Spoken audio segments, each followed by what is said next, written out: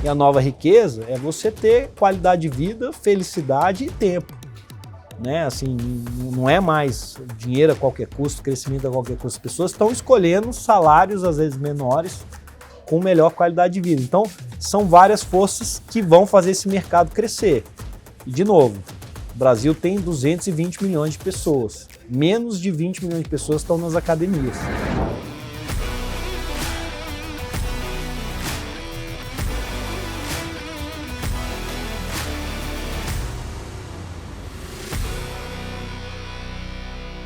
Olá, bem-vindo, bem-vinda. Esse é o Rapcast, um espaço para ouvir quem entende de reputação e lidera as marcas mais influentes do Brasil. Eu sou o Leandro Conte, sócio-diretor da FSB Holding. Nosso tema e o nosso foco é a reputação, um ativo estratégico que faz preço todos os dias e que define o destino das maiores marcas e organizações. E hoje, para falar sobre isso, recebemos Ricardo Guerra, líder do Well Hub no Brasil, maior operação regional da plataforma global de bem-estar corporativo. Com mais de 9 anos de trajetória na empresa, Guerra construiu uma carreira internacional, comandando as operações do Cone Sul, Argentina, Chile e Uruguai, e também outros lugares que ele vai comentar, e liderando a estratégia global de engajamento de clientes e bem-estar, com foco em inovação e uso de dados para fortalecer a cultura de saúde corporativa. Seja muito bem-vindo, Ricardo. Obrigado, um prazer estar aqui. Olá a todos. Muito bom ter você conosco. Vocês inovaram no mercado que era muito tradicional, há décadas, né? Como a gente estava conversando antes de começar aqui a gravação. E vieram com um modelo de negócios bastante diferente, inovador, tecnologia e tudo mais. Agora, como é que foi para convencer tanto os frequentadores de academia, os usuários, e ao mesmo tempo as academias a entrar nessa novidade? Bom, sem dúvida, acho que há uns 10, 12 anos atrás a gente estava fervilhando os novos aplicativos que estavam mudando setores inteiros, né? Mobilidade, hospedagem, entregas. E um dos segmentos que estava bem parado já há um tempo era o segmento de academias, era o segmento de atividade física. E realmente a ideia era facilitar as pessoas a acessarem as academias, né? O nosso founder, ele foi durante muito tempo consultor, viajava de cidade em cidade, sempre encontrava o desafio de estar aí encontrando como que eu vou acessar numa cidade pequena, viajando e assim por diante. Então surgiu o Gympass na época. E não foi tão fácil, porque já existia na época uma certa resistência de que você estava criando concorrência, embora o modelo sempre foi, a gente não quer trazer as mesmas pessoas que já estão aqui, a gente quer adicionar um mercado novo. E obviamente começou a montar uma rede e foi tentando criar um modelo B2C. E a verdade é que a gente não fez muito bem, nem o convencimento para as academias, nem para os usuários. Era custoso, a gente não conseguia trazer tantos novos usuários quanto a gente imaginava, o custo de aquisição era alto, enfim, estava um pouco parado. E o que veio para mudar realmente foi uma consultoria que ligou para a gente e falou, olha, eu tenho aqui vários descontos de academia, me dá um trabalho enorme fazer essa gestão, vocês assumem? E a gente falou, obviamente que sim. Começamos o trabalho e foi um sucesso. Da noite para o dia a gente começou a ter um acesso muito mais forte a pessoas, a mudanças culturais que levariam mais pessoas às academias, e aí eu consegui junto às academias falar, olha, a gente não tem aqui o mercado B2C, a gente tem o B2B, deixa eu ser a sua plataforma corporativa. E aí a gente foi crescendo em cima disso e pouco a pouco o Gympass foi crescendo até se tornar unicamente uma plataforma de bem-estar corporativa. E como é que foi a conversa com os RHs, né? Porque começou dessa forma e aí depois virou uma conversa com as empresas, com os RHs das empresas. Como é que isso se tornou o principal, acho que a principal alavanca, né, de crescimento? Sem dúvida. O RH e as empresas, na verdade, a gente encontrou lá mais um incentivador para a mudança, né? Então, quando a gente pensa na academia, obviamente que a academia quer crescer o seu negócio, quanto mais gente vir, melhor. Então, quanto mais os nossos usuários frequentavam as academias, mais negócio eles tinham. E mudou, transformou o setor de academia, que voltou a crescer. Hoje tem várias redes com 100, 200, 300 operações aqui no Brasil, algo que não acontecia lá atrás.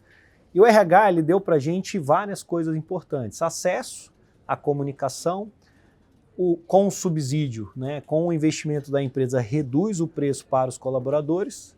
E, além disso, a possibilidade de mudar a cultura.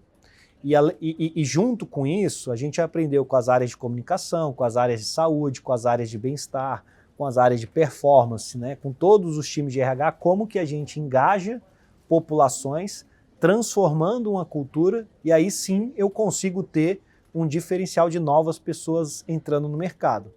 O que é esse diferencial? No Brasil, desde aquela época até hoje, o número de pessoas cadastradas diretamente nas academias fica perto de 5, 6%. Quando a gente pensa nas microculturas que são hoje os clientes do Brasil do Well Hub, esse número chega a quase 40%. Esse número de 40% de pessoas em atividade física dentro da nossa plataforma, ele é melhor do que o país desenvolvido com o melhor número, que é a Suécia, que tem 25% da população dentro das academias. Então a gente conseguiu transformar. E esse impacto que o RH tem é um impacto positivo no indivíduo. Quando o indivíduo, no mundo moderno, ele tem resistência para começar uma vida saudável, que resistência é essa? Modernidade, telas, trânsito, estresse, excesso de informação, alguns vícios e compulsões ligados a seja bebida, comida, apostas e assim por diante. Então tem muita coisa que interrompe essa cultura de bem-estar. Lá na empresa, quando a empresa, como aqui é o caso, por exemplo, que oferece o Well Hub para os colaboradores, quando isso começa a ser um aspecto forte da cultura, existe uma pressão positiva social para que as pessoas comecem a falar do bem-estar. Então, uns fazem crossfit, outro corrida, outro bike, outro musculação, beach tênis, pickleball e assim por diante. E ao longo do tempo isso vai crescendo e a gente vai conseguindo conquistar mais usuários e melhores culturas corporativas positivas. Com esse fator, o que aconteceu para as academias? Até 90% das pessoas que a gente manda para um parceiro são pessoas novas, que não estavam matriculadas lá dentro. E isso faz com que a gente gere receita adicional, lucro adicional para aquela unidade, para aquela rede. Com isso, as redes conseguem crescer mais, reformar, se atualizarem. Eu consigo com mais unidades parceiras, hoje o Well Hub tem 36 mil parceiros no Brasil, quase 100 mil no mundo, eu consigo oferecer uma oferta melhor de bem-estar. Eu fecho mais empresas. Quando eu venho e trago mais empresas para cá, mais mudança cultural acontece, mais usuários, então a gente cria um ciclo virtuoso, né, de geração de transformação de bem-estar. E o RH foi centro nisso, foi ele que ensinou e a gente aprendeu nesses últimos anos como fazer todo esse processo de transformação em cada um dos nossos clientes. E isso que levou à expansão dos serviços de vocês também? Como é que foi a adição? Porque começaram com academias, né, como Sim. você comentou, e depois foram para sono, foram para outras atividades do bem-estar. Como é que foi essa expansão também? A pandemia trouxe um desafio grande para a gente. Da noite para o dia, as academias fecharam. Então 100% do que era ofertado aos nossos clientes deixou de existir. A gente já tinha operação na Itália, o lockdown veio antes, a gente já pensava em adicionar aplicativos, né, na nossa plataforma. Quando a Itália fechou, a gente acelerou. Quando o Brasil fechou, na época eu estava na Argentina, fechou também, a gente já tinha alguns aplicativos que a gente estava já em teste. A gente criou uma plataforma bem simples, fora do aplicativo inicialmente, de wellness, e começou a disponibilizar questões ligadas a atividade física, nutrição, mindfulness, dormir, enfim, série de aplicativos. E, obviamente, ajudou os nossos parceiros e academias a começarem um processo de digitalização. Foi crescendo, a pandemia durou alguns meses, os aplicativos foram utilizados, a gente foi crescendo essa rede, trouxe aplicativos famosos como Calm, Strava, Fabulous, que são plataformas de bem-estar completa e ajudam em diversos fatores. E pouco a pouco foi dando certo. Como o desafio, né, do bem-estar, ele não era só atividade física, a gente tem bastante, vem falando cada vez mais de saúde emocional, saúde mental, esse tema vinha crescendo exponencialmente. E a gente via nesses serviços aos nossos clientes o mesmo problema que a gente via antes nos benefícios de academia antes. Baixo engajamento, baixo número de pessoas aderindo aos sistemas que as empresas tinham. Então a gente viu nisso uma oportunidade. Falou, olha, a gente sabe fazer engajamento, a gente já tem uma plataforma que consolida bastante aqui o exercício, que é um dos pontos centrais. Vamos garantir que a gente expanda para a empresa todos os serviços ligados a bem-estar. Com isso, com um provedor, a empresa consegue oferecer tudo que o colaborador precisa. E em vez de ter vários fornecedores de cada um com 2, 3% de adesão, a gente tem empresas hoje com 70%, 80% de pessoas fazendo algum item de bem-estar. Que, para já talvez chegar na outra pergunta, culminou na nossa mudança de nome. Na época a gente ainda era Gympass, que literalmente significa passe de academia. Países como a Alemanha, Inglaterra, Estados Unidos são muito literais, e esse nome ele tinha um freio na hora que o RH buscava soluções de bem-estar. Quando a gente ampliou esse nome para o Well Hub, facilitou a nossa penetração entre os mais diversos, né, profissionais de RH e empresas que estão buscando aí uma solução completa de bem-estar. E deu certo, a gente obviamente está crescendo forte nesses outros países e recentemente, mais especificamente ontem, a gente voltou a ganhar o prêmio como marca mais reconhecida de bem-estar e saúde no Brasil, posicionando agora não Gympass, mas pela primeira vez o Well Hub como a marca mais reconhecida entre os RH de bem-estar. Legal, parabéns. Eu queria falar daqui a pouquinho sobre expansão internacional especificamente, mas eu queria voltar um pouco na questão da mudança de nome no Brasil. Porque aqui já era uma marca super conhecida, todo mundo falava disso, e aí, por conta da expansão internacional, que a gente vai detalhar mais, decidimos mudar o nome. Como é que foi isso? Porque é difícil uma empresa unicórnio brasileiro, nova, 13 anos de idade, com amplo sucesso, falar assim, eu vou mudar a marca. Como é que foi essa conversa? Foi terrível. Imagino. Foi um caos. Eu imagino que deve ter sido difícil. Até hoje, eu vou em algumas academias e falo, eu sou do Well Hub. E do quê? Não, do Gympass. Então, a gente entende que é um processo difícil, era uma marca amada, as pessoas gostavam. Tem gente que não vai abandonar o Gympass e vocês estão desculpados. De novo, enquanto continuar falando Gympass, Well Hub, a gente tá bem. Mas era uma questão global. Talvez fosse só o Brasil, a gente teria mantido o nome, quase certeza que sim. Mas é importante, é um movimento que passa além, né, da academia. Recentemente saiu vários dados, né? A preocupação número 1 do brasileiro com saúde, 52% do caso, é a felicidade e a saúde mental. Acima de tudo, acima de câncer. O brasileiro está mais preocupado com esses dois itens do que itens importantes. Afastamento nas empresas, burnout, a parte de depressão, remédios ligados à depressão. Então, a gente entende que tem uma força maior de mobilizar o bem-estar completo, não só para o nosso negócio, mas principalmente para a sociedade, para as empresas que a gente atende e para os colaboradores que estão nela. Vamos falar então da expansão internacional, que acho que desde o início isso também é um paradigma grande para quem está nos assistindo, né, os líderes de negócio que estão nos assistindo, de que momento expandir e como expandir. E esse aqui, né, a FSP Holding, esse videocast é sobre reputação. Então, como que uma empresa brasileira recém-nascida expandiu para o exterior, né, vinda do Brasil? Como é que foi esse processo e como é que a reputação fez diferença? Eu acho que o brasileiro tem um conforto no país grande e muitas vezes não acho que é só a falta de querer buscar o mercado internacional, porque tem muita coisa forte aqui no nacional.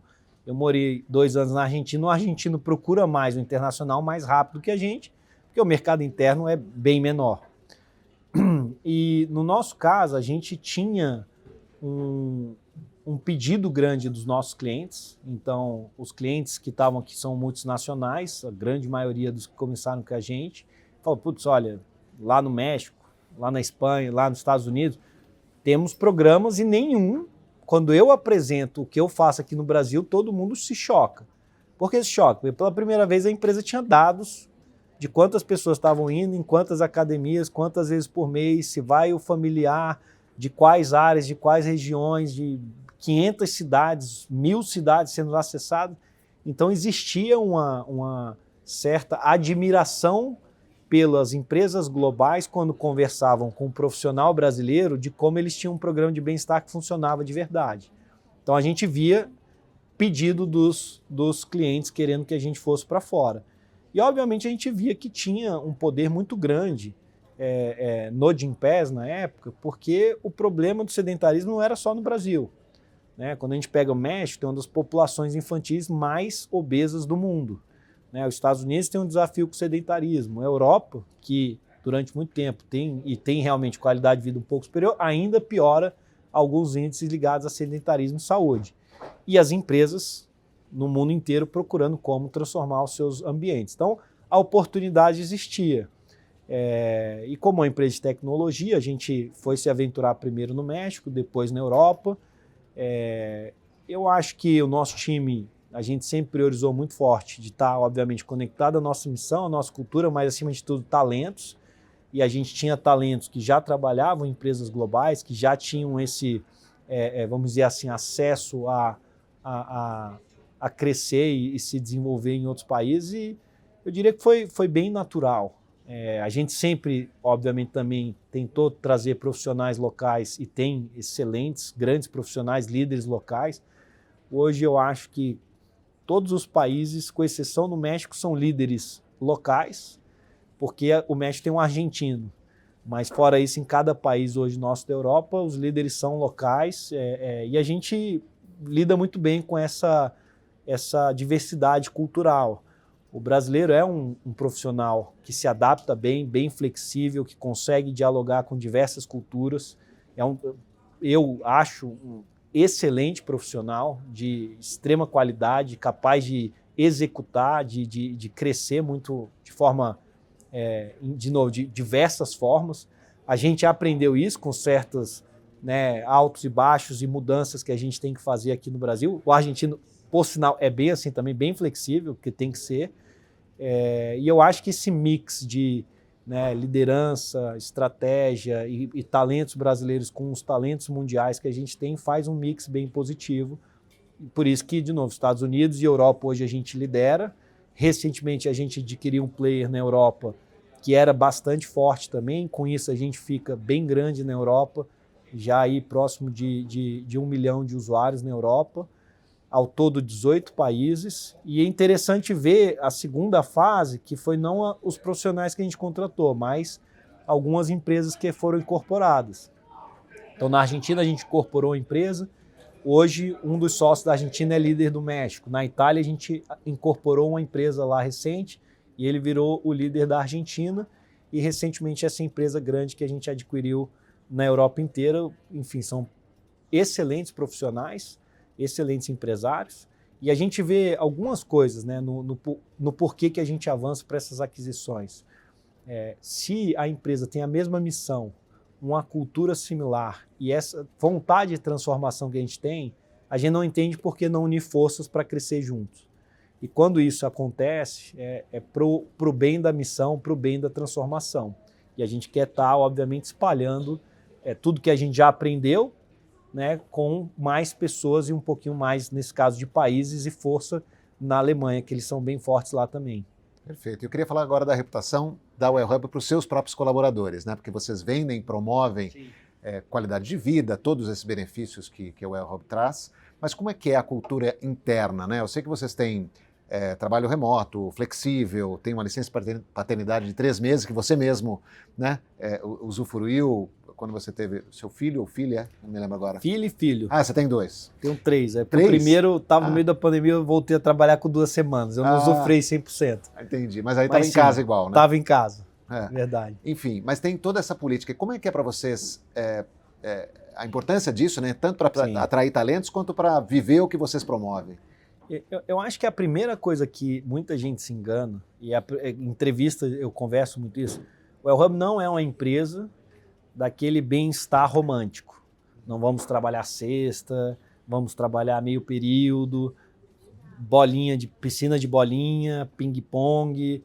O WellHub é uma empresa onde as pessoas que estão lá, elas estão lá por um propósito muito forte, que é transformar a performance humana. E a performance humana, ela tem a ver com qualidade de vida, felicidade e você realizar aquilo que você se propõe a realizar na vida. Então, é uma empresa de metas ousadas. A gente, no Brasil, está crescendo mais de 50% esse ano, ainda no mercado que a gente já tem 13 anos. No resto do mundo, quase 100%. Então, é uma empresa bastante intensa, onde a gente tem um ritmo bastante elevado, mas também a gente preza pela priorização, pelo equilíbrio e que as pessoas consigam encaixar nas suas vidas, a família, a atividade física, obviamente, o mindfulness, dormir bem, comer bem, assim por diante. Então, é uma cultura dinâmica. A flexibilidade para a gente, ela é um reforço do que a gente espera que as pessoas tenham em relação a entregar os seus resultados. Algumas áreas, como tecnologia, conseguem ficar mais tempo fora dos escritórios, mas de modo geral, todo mundo que não tem eventuais reuniões no escritório ou com os clientes podem passar semanas em casa e funciona bem. Funciona para a gente consegue dar ritmo às nossas reuniões, a gente tem as metodologias próprias, os modelos de trabalho em grupos, como a gente mede resultado, mas a cultura é muito forte e até certo ponto a liberdade individual também ajuda a gente a entender quem entrega e obviamente quem não entrega. E a gente, obviamente, dado um acompanhamento, né, tá ali perto e a gente vê que a pessoa não tem adequação à cultura e não consegue performar ali, eventualmente a pessoa não tem o perfil para estar com a gente. E isso tem que ser, obviamente, tão bem resolvido quanto contratar as pessoas corretas. E as políticas, obviamente, né, de paternidade, maternidade também é melhor estendido, também funcionam para garantir que nos momentos mais importantes e únicos da vida das pessoas, elas consigam estar onde realmente importa. E no meu caso, eu realmente fiquei com os meus filhos, né, no caso são 16 semanas na regra da Espanha, e foram os melhores dias da minha vida, e eu tive todo o apoio de toda a empresa para que isso acontecesse sem culpa, sem se sentir que está devendo, pelo contrário. Depois eu falei bastante sobre isso para outros líderes sêniores da companhia, para que eles também tirassem as semanas, porque uma coisa é dar o benefício, outra coisa são as pessoas usufruir. Tinha muita gente receosa em usufruir esse tempo, porque fica achando que vai perder espaço, enfim. Então eu acho que tudo isso tem a ver, de novo, com a responsabilidade da gente focar naquilo que importa. Performance não é sobre o tempo trabalhado, é a qualidade do tempo que você trabalha. Existem maneiras de você dar eficiência para os times com mais confiança, com mais interação melhorada sem ter que ficar dando múltiplas explicações ou convencimentos, mais coesos, você resolve as coisas mais rápidas. E a gente consegue ter intensidade nos resultados que a gente busca. E as pessoas querem isso. Por quê? Para dar o tempo delas irem para a academia, cuidar da sua família, dos seus amigos, da sua vida pessoal, né? E como é que é o Ricardo fora do El Hub? O que você gosta de fazer no seu tempo livre? Bom, já falei bastante aqui da família. Eu sou um pai que eu me considero presente. Adoro fazer café da manhã para eles. Eu faço a panqueca do papai. Recentemente me arrisquei a fazer uma receita de pão de queijo para eles e está ficando boa. Agora eu sou um fazedor de receita de pão de queijo. Eu gosto de jogar tênis, correr, musculação, ficar com a família, viajar. A gente viaja muito. Eu boto os 3 no carro. A gente foi dirigindo lá de Brasília até Inhotim, levamos eles para o museu, para o ar livre, foi super legal, super recomendo. Gosto de ler, mas eu diria que hoje minha vida é bem em volta disso, família, amigos, esporte, muito esporte, adoro falar de longevidade, de metabolismo, enfim, nutrição, dormir bem, então é isso. E a gente sempre diz que reputação é o que falam de você quando você não está na sala, né? O que você acha que as pessoas, sua equipe, falam de você? Olha, eu acho que eu sou uma pessoa que gosta de pessoas, talvez, né? Eu adoro estar com o time, eu adoro estar com os clientes, eu adoro estar com os usuários, ou com a família, no caso. Então, quase tudo que eu tenho feito é ter uma excelência no convívio de qualidade com as pessoas, sabe? Isso, obviamente, envolve a interação positiva, propositiva e construtiva, né? Eu não gosto de conversas vazias e repetitivas. Eu tenho dificuldade, às vezes. Então, eu tento sempre trazer algum olhar diferente sobre algum tema que mexe em alguma coisa densa das pessoas, sabe? Coisa boa. A gente tem um presente para você que eu queria... É um presente com uma ação. Que é um presente para você lembrar da gente, do Rapcast, mas eu queria que você escrevesse aqui em uma palavra o que reputação significa para você. Reputação? Ixi, Maria.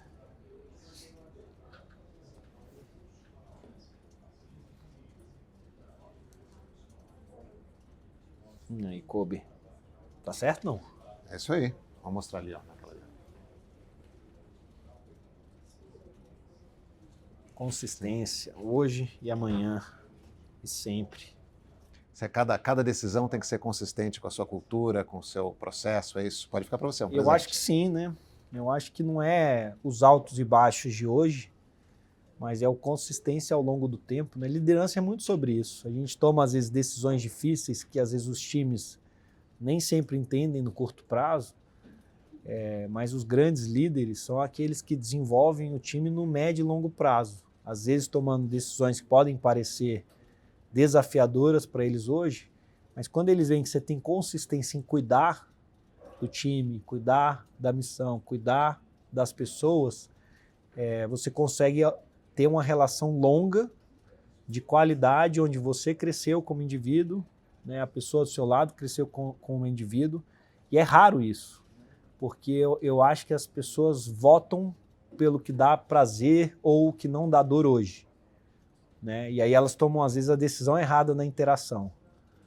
Quando você pensa no longo prazo, na consistência do que vai ser a relação, você constrói algo muito mais rico, né? E com o tempo, até aquilo que eventualmente era um desconforto, passa a ser conversas esperadas, né? Ou seja, interações quase que expectativa. Quando você tem um erro e você tem a certeza que você vai poder lidar com esse erro com a pessoa que está ali do seu lado, você não tem mais medo, você quase tem a curiosidade de saber como que você vai aprender com isso que você errou hoje, sabe?